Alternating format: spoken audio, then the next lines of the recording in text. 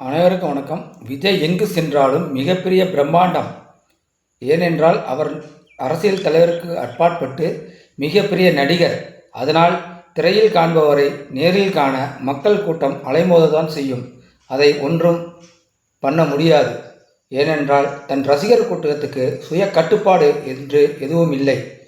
ஏனென்றால் அவர்கள் விஜய் வருகிறார் என்று தெரிந்தவுடன் அலைமோதி பேரிகார்டில் இடித்து கொண்டு முந்தி இங்கே ஓடுகிறார்கள். தல அஜித்தை இறக்கினால் கூட இவ்வளோ கூட்டம் பயங்கரமாக வரும்.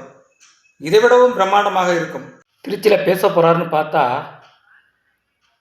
எல்லாமே நவீனம் தான். பிரச்சார பஸ்ஸில் இருந்து மக்கள்ல இருந்து எல்லாமே நவீனம் தான். ஆனால் கடைசியில் மைக் செட் ஒர்க் ஆகலை. மண்ணுக்கான அரசியலை விஜய் பேசுவாரா?